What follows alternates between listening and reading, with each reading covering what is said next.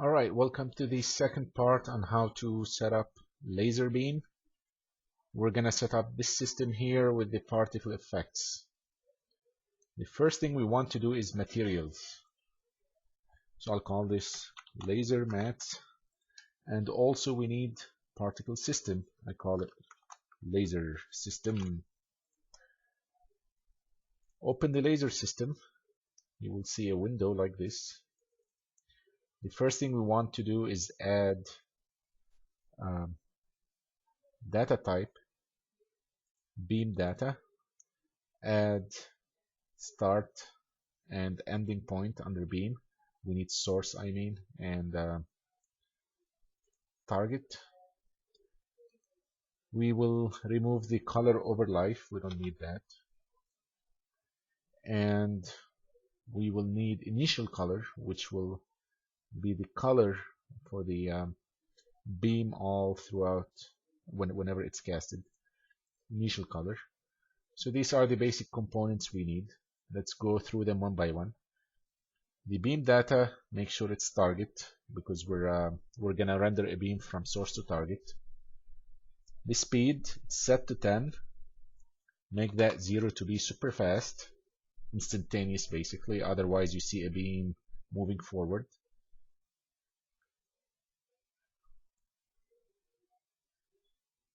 Under required, we have to select materials, laser mat, which we actually have not set up yet, right? So I'm going to stop here and come back later. Let's set up our mat. So normally what people do is texture coordinates, and from here we have all these colors. We want, basically the whole point of this is to create a material that looks very bright on the inside and dark on the outside, just like a bell curve. That's what we're trying to achieve here.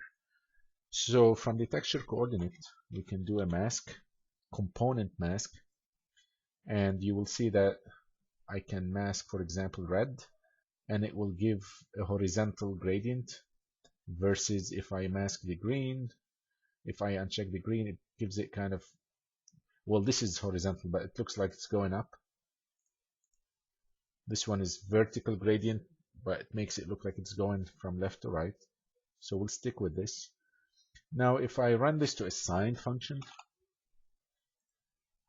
you will see that it will get divided in half, which we don't want. What I want is this to be kind of even. So I will scale this, I will multiply it by 0.5. Remove this guy by hitting Alt, and then connect this guy, and now you will see that it looks bright on the inside, darker on the outside, but I want it to be more I want the difference to be much more significant. So what we can do is we can take the power and say power 3 looks like that, versus, let me go back to power 2 so you see the difference, versus power 5 versus power 10. But you don't want to go too high because it will it's more computation, right? So normally power 3 is good. I'm gonna choose power 5 just because. Now if I click on the laser mat, what we're light is emissive color. We want to emit light. So because of that, we go to the material and we say, sorry, not the material, we go to the blend mode and we say translucent, so that we're emitters.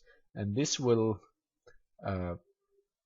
unlock the opacity. So if I go back to opaque, there's no opacity. Opacity controls the more like the transparency. Can you see through it or not? And translucent, it will unlock it, and of course it will lock all these out. So right now what we're saying is I want a color for the it's not pixel color, a particle color. I'm thinking pixels, particle color. So the way this works is, if you think that you have on in the graphic card, you have the vertex shader and you have a fragment shader, etc., and through the graphic card pipeline. I think this would be in the fragment shader where we get the pixel data. Uh, so what will happen is this guy here is a vector, which is the total color of the RGB. We do not specify the color here because this is just a material and it takes color as a separate input. So something will pass to the material a color value, and the material will act on that color value. So if you think about a light beam, say we choose the color red, for example, we want to say that I do want my color to be red, but I want it to look like this. So how do we do that? This value here is from 0 to 1. So if we multiply the color by this guy, then we get a red, which is dark. It basically disappears on the outside, and it's very vivid on the inside. So that would be emissive. Another thing is the opacity. I want it to be see-through on the outside and kind of solid on the inside. So add another multiply, and we multiply the alpha, which is the transparency, or inverse transparent, depending on like whether one is see-through or not, but this will make sense to the opacity. So basically this is saying you cannot see through the inside, you can see through the outside.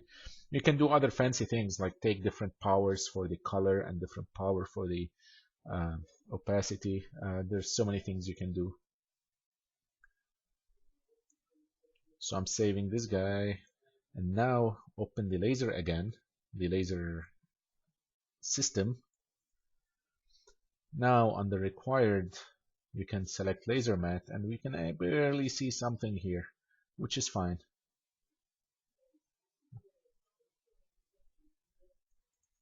Lifetime, we don't care, I believe, for now. Initial size, so initial size, this 25 would be, you will have a very wide beam. I don't want a wide beam. I'll make this more like 2, 2, 2. Everything is 2. If you put 25, you'll get large beam. It looks more like a sheet of paper. It looks weird, a candy sheet of paper. Initial velocity, I don't think we'll mess with these.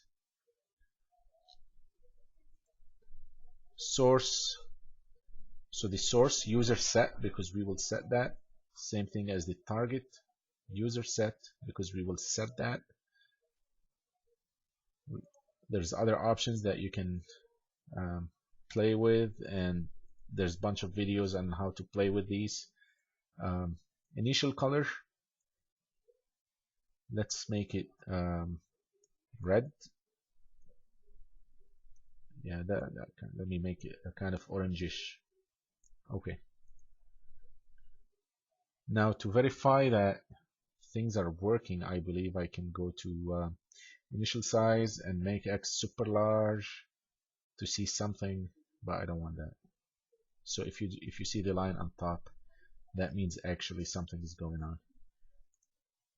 The reason why we can make this too, because in the blueprints we will say where the source is and where the destination is, and it will be stretched to make the source touch the destination. So this is all what we need for our particle system.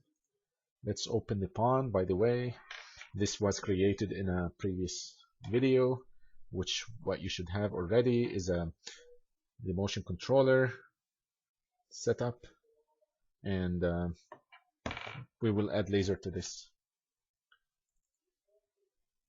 So we want it to be under static mesh. So I'm going to show you something that may go wrong and then fix it. Add component.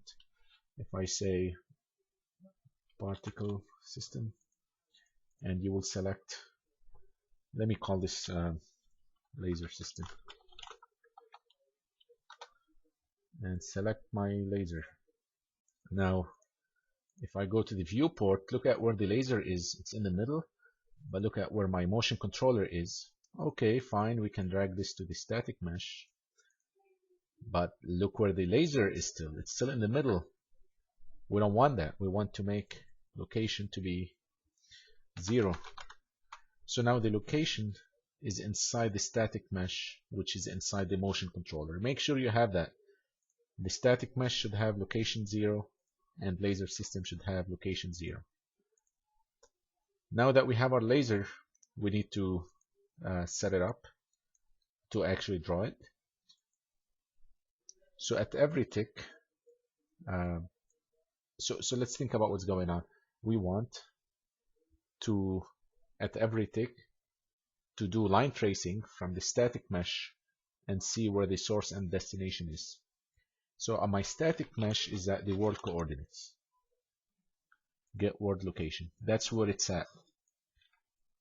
Line, I want to say line trace from that 5,000 units. How to do that? We get the forward direction. So that's a vector normalized. It always has unit length 1. And if I multiply, let me type vector times vector. Actually, I want vector. I'll use that later. I want vector times float.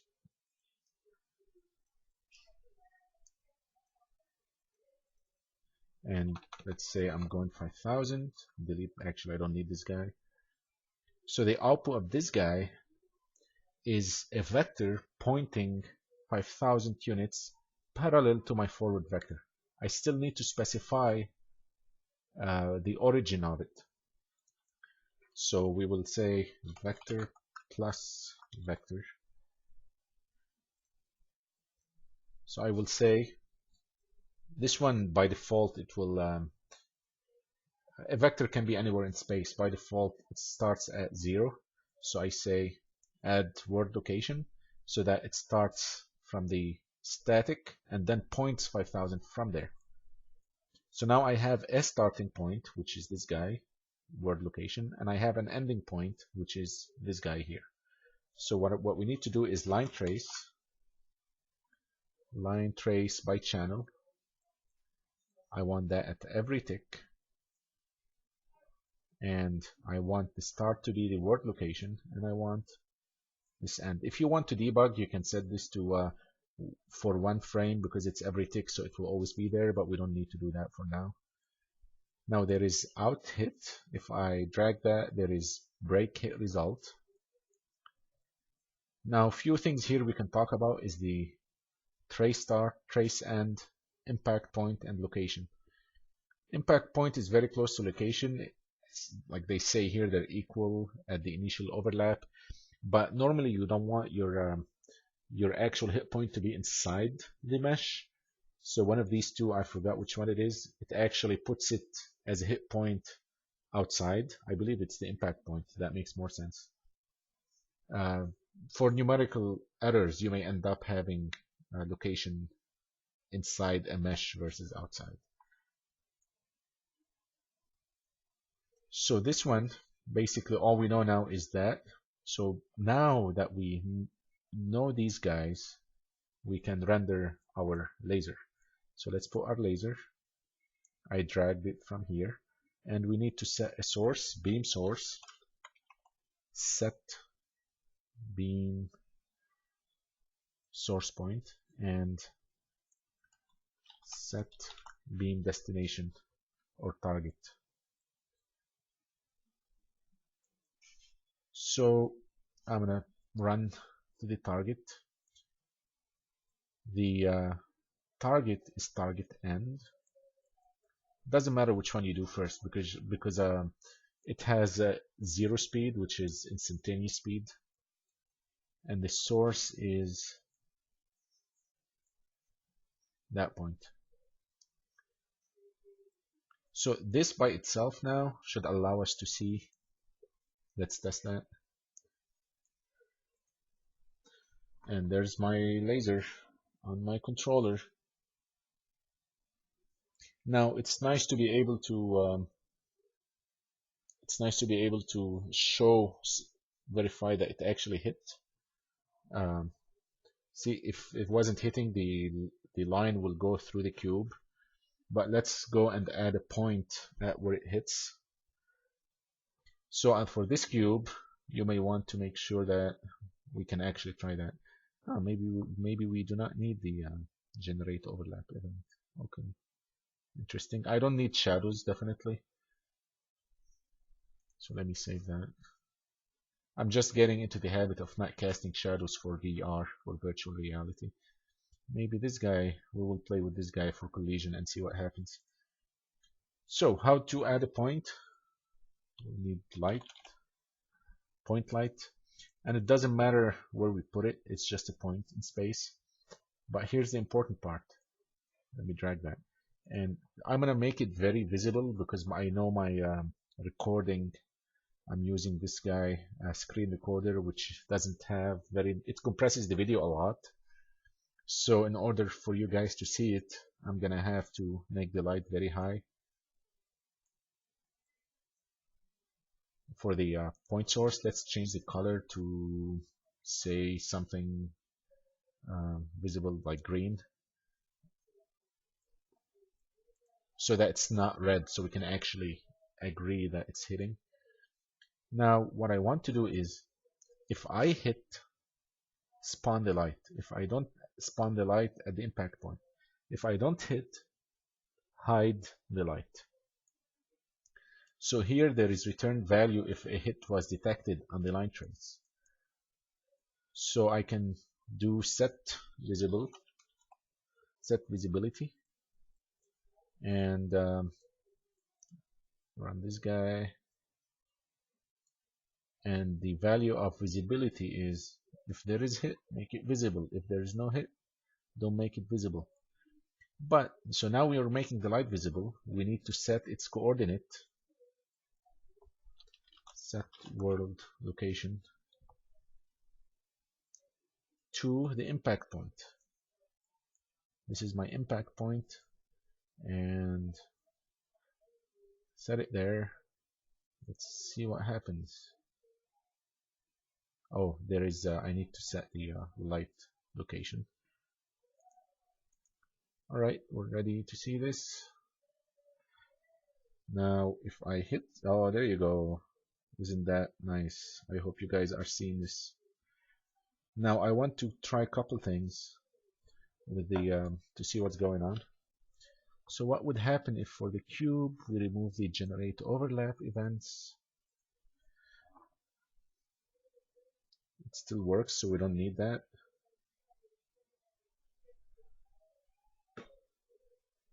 And what will happen if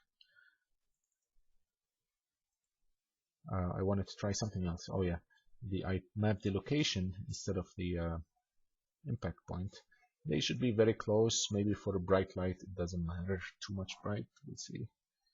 Yeah, it still kind of works the same. If you guys find out that something is not appearing, you may want to play with that. Now what you can also do, just to show you one trick, you can get the okay, I'm gonna reverse this. So I want to spawn this guy first, and after I spawn it, I know its coordinates. Then I want to say get forward.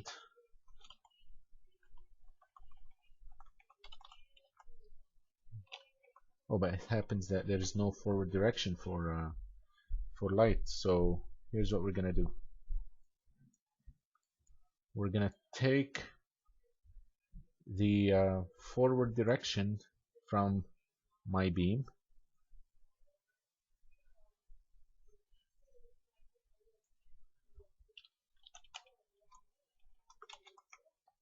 oh, my actor, come on, oh, this guy, it is the forward.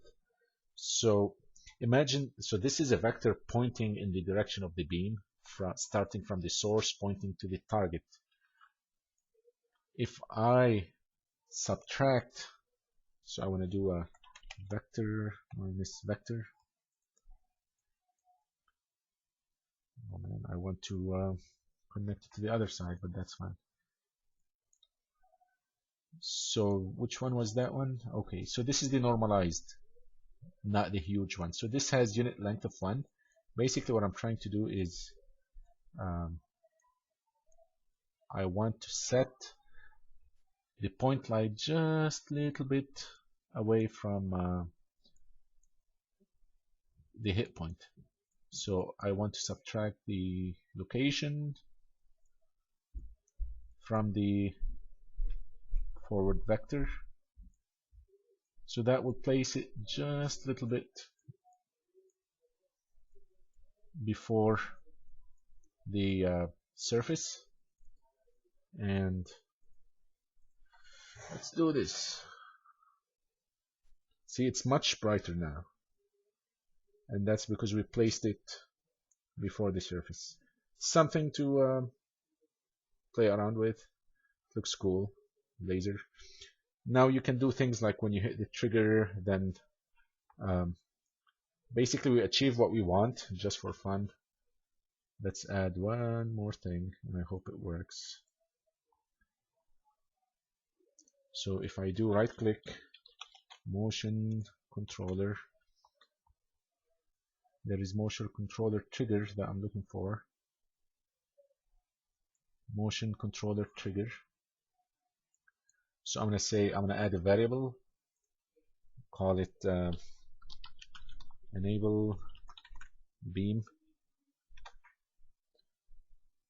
So if it's pressed, I want to set enable beam,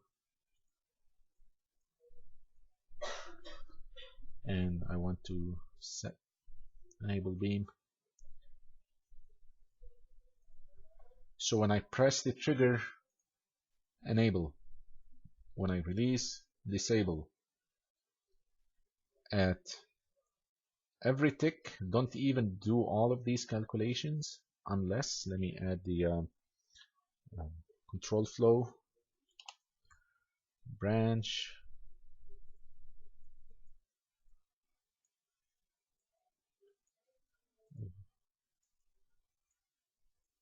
and enable beam get. So basically when I'm pushing the trigger, then execute all that. And there you go. Now notice that when I stop, it's still showing the beam. That means we need to hide the beam. That's funny, actually. That's really funny. Anyway, you got the idea. So you can set visibility false on the beam, which is, well, what probably we can do it. So if this is my laser, I can make another one laser here. Laser system get, and if it's false, I can say set visibility.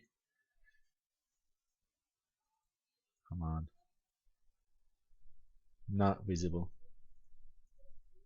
Okay, and of course it's not gonna work, and that's because we need to make it visible. When actually, then I do not need this guy here. I can move it to here on the trigger. Set visibility, this guy,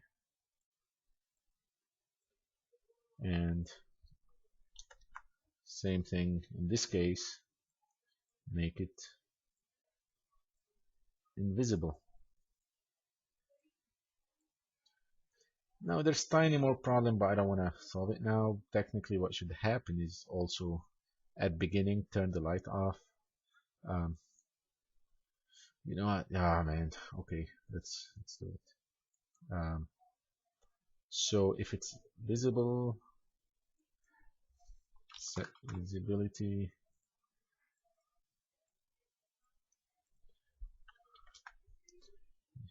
It's same kind of logic.